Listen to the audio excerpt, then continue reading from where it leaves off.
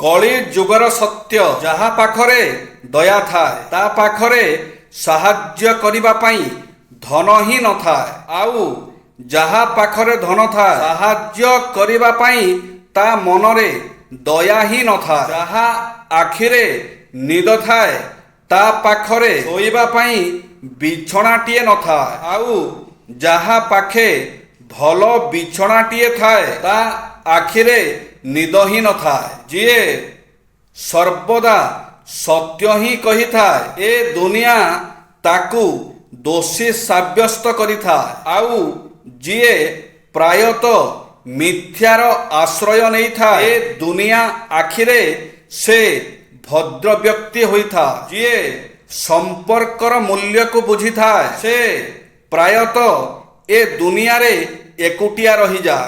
ଅତ୍ୟଧିକ କ୍ରୋଧୀ ନିଷ୍ଠୁର ସ୍ୱଭାବର ପୁରୁଷଙ୍କ ହୃଦୟ ଅତ୍ୟନ୍ତ କୋମଳ ହୋଇଥାଏ ବୋଲି ଏକ ଅନୁସନ୍ଧାନରୁ ଜଣାଯାଇଥାଏ। ଅତଏବ ଯେତେ ନିଷ୍ଠୁର ବ୍ୟକ୍ତି ହୁଅନ୍ତୁ ନା କାହିଁକି ସ୍ତ୍ରୀର ସ୍ନେହ ପ୍ରେମ ଭରା ଆକୁଳ ପ୍ରାର୍ଥନା ନିକଟରେ ସ୍ୱାମୀଙ୍କୁ ହାର ମାନିବାକୁ ହିଁ ପଡ଼େ।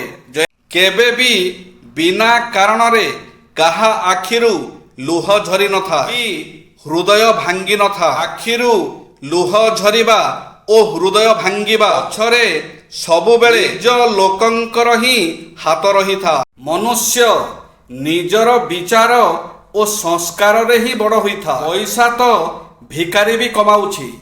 ଯେତେ ଦିନ ଅଛନ୍ତି ସମସ୍ତଙ୍କର ଖୁସିର ପାତ୍ର ହୁଅନ୍ତୁ, ଆଉ ସମସ୍ତଙ୍କ ହୃଦୟରେ ରହିବାକୁ ଚେଷ୍ଟା କରନ୍ତୁ।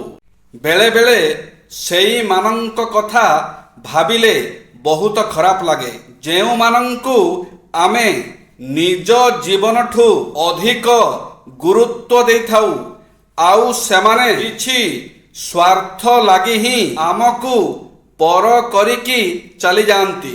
କନ୍ଦେଇବା ସମସ୍ତଙ୍କୁ ଆସିଥାଏ, ହସେଇବା ବି ସମସ୍ତଙ୍କୁ ଆସିଥାଏ। ଯିଏ କନ୍ଦେଇ କରି ମନେଇ ନିଅନ୍ତି ସେ ବାପା, ଓ ଯିଏ କନ୍ଦେଇ ଦେଇ ନିଜେ କାନ୍ଦି ପକାନ୍ତି ସେ ହେଲେ ଆମ ମା। ଅଭ୍ୟାସ, ଖରାପ ଅଭ୍ୟାସ ଯେତେ ମଧୁର ହେଇଥାଉ ନା କାହିଁକି ଗୋଟେ ଦିନ ରୋଗ ସୃଷ୍ଟି କରିବ। ଭଲ ଅଭ୍ୟାସ ଯେତେ କଷ୍ଟ ଦେଇଥାଉ ନା କାହିଁକି ଦିନେ ଏହା ଔଷଧରେ ପରିଣତ ହୋଇଯିବ। କିଛି ଭୁଲ ମଣିଷକୁ ବହୁତ କିଛି ଶିଖେଇ ଦିଏ। କିଛି ଅଭିମାନ ମଣିଷକୁ ନିଜର ଲୋକଠାରୁ ପର କରିଦିଏ। କିଛି କଷ୍ଟ ମଣିଷକୁ ପଥର କରିଦିଏ, ଆଉ କିଛି ବାସ୍ତବତା ମଣିଷକୁ ବଦଳେଇ ଦେଇଥାଏ।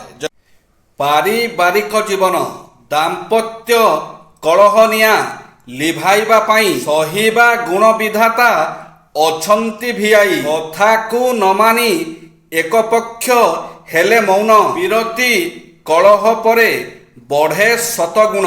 ପତି ଓ ପତ୍ନୀ ହେଉଛନ୍ତି ପରିବାର ରୂପକ ଗାଡ଼ିରେ ଦୁଇଟି ଚକ, ଯାହା ଉପରେ ଆଶ୍ରୟ କରି ପରିବାରଟି ସୁରୁଖୁରୁରେ ଚାଲେ। ଯଦି ଗାଡ଼ିରେ କୌଣସି ଗୋଟିଏ ଚକ ନଷ୍ଟ ହୋଇଯାଏ, ଖରାପ ହୋଇଯାଏ, ତାହାହେଲେ ଗାଡ଼ି ଚାଲିପାରେ ନାହିଁ।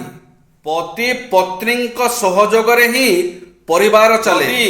ଏହି ଦୁଇ ଜଣଙ୍କ ମଧ୍ୟରୁ ଜଣେ ଯଦି ସହଯୋଗ କରିବା ବନ୍ଦ କରିଦିଏ, ତାହେଲେ ସମଗ୍ର ପରିବାର ଉପରେ ଦୁଷ୍ପ୍ରଭାବ ପଡ଼େ। ପରିବାରର ଆର୍ଥିକ ସ୍ଥିତି ଦୋହଳିଯାଏ। ସବୁ ସମୟରେ ପରିବାରରେ କଳହ ଲାଗି ରହେ। ପରିବାରର ସଦସ୍ୟମାନଙ୍କ ମଧ୍ୟରେ ପରସ୍ପର ପ୍ରତି ଘୃଣା, ଦ୍ୱେଷ ଏବଂ ଅବିଶ୍ୱାସ ସୃଷ୍ଟି ହୁଏ ଏବଂ ଦିନେ ପରିବାର ଧ୍ୱଂସର ଦ୍ୱାରଦେଶରେ ପହଞ୍ଚିଯାଏ। ଜୟ ଶ୍ରୀ ଜଗନ୍ନାଥ।